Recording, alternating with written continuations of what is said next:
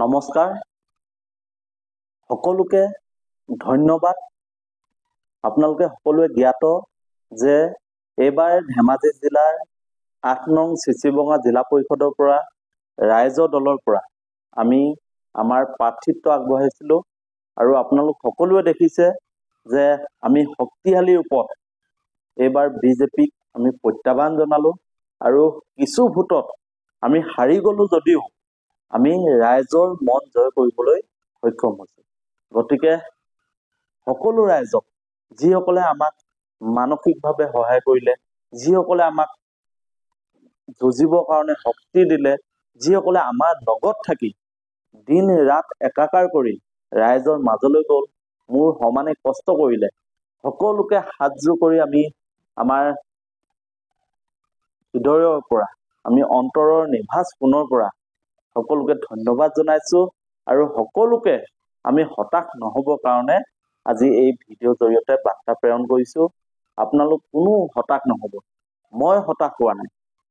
আমি যুঁজাৰু মানুহ, নতুন প্ৰজন্মৰ যুৱক, আমি যুঁজাৰ মানসিকতা লৈ আহিছোঁ আৰু অনাগত দিনত আমি ইয়াতকৈ শক্তিশালী ৰূপত, পৰিকল্পিত ৰূপত আমি যুঁজিবৰ কাৰণে নিজক প্ৰস্তুত কৰিছোঁ।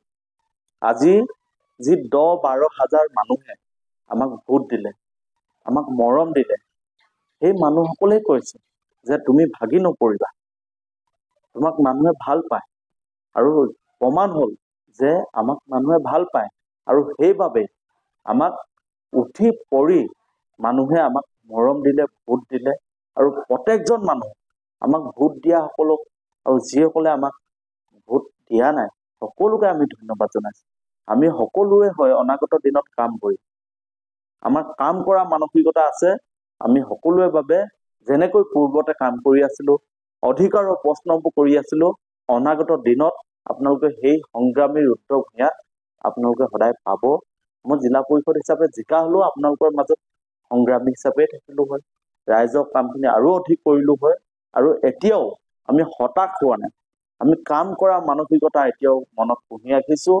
আপোনালোকক প্ৰতিশ্ৰুতি দিছোঁ যে আমি যদিও ভোট যুদ্ধত হাৰিছোঁ, ৰাইজৰ পৰা পোৱা অফুৰন্ত মৰমখিনিক, সাহসখিনিক আমি সাৰোগত কৰি অনাগত দিনত পূৰ্বতকৈ বেছি শক্তিশালী ৰূপত ৰাইজৰ কাম কৰিম। ৰাইজৰ অধিকাৰৰ প্ৰশ্নখিনি আমি কৰিম, যিমান পাৰোঁ ৰাইজৰ কাষলৈ যাম, আমি দুৰ্বলজনৰ কাষত থিয় দিম। এই প্ৰতিশ্ৰুতি আজি আপোনালোকৰ জৰিয়তে আমি দিছোঁ আৰু সকলো ৰাইজক পুনৰ ধন্যবাদ।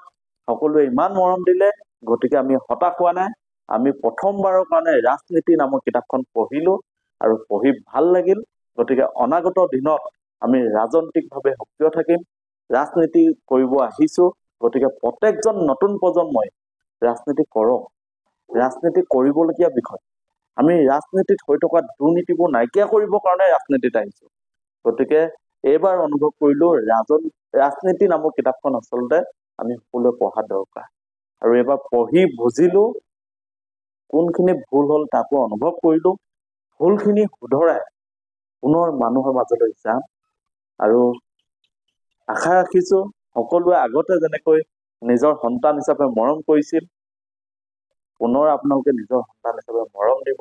আৰু যিহেতু আমি সামাজিকভাৱে কাম কৰি থকা এজন যুৱক, গতিকে সকলোৰে পৰা আশীৰ্বাদ বিচাৰিছোঁ। যদিও আমি ভোট যুদ্ধত হাৰিছোঁ, আপোনালোকৰ যি মৰম, আপোনালোকৰ যি বিশ্বাস, সেই বিশ্বাস মই পাবলৈ সক্ষম হৈছোঁ। গতিকে আপোনালোকৰ হৈ মই কাম কৰিম। আপোনালোকে আশীৰ্বাদ দিয়ক যে ল'ৰাজন যেনেকৈ প্ৰতিবাদী কণ্ঠ আছে, সদায় ৰাইজৰ অধিকাৰৰ কথাবোৰ কৈ থাকে, সেই ল'ৰাজনে যাতে আগলৈ ৰাইজৰ কথাবোৰ কৈ যাব পাৰে, তাৰ বাবে আপোনালোকে আমাক আশীৰ্বাদ দিয়ক। সকলোকে ধন্যবাদ আৰু পুনৰ কৈছোঁ, মই হতাশ হোৱা নাই। আপোনালোকে যি মৰম দিলে, সেই মৰমখিনিক লৈ অনাগত দিনত আগুৱাই যাম। ধন্যবাদ। জয় আই অসম, জয় টু চিচি বৰগাঁও।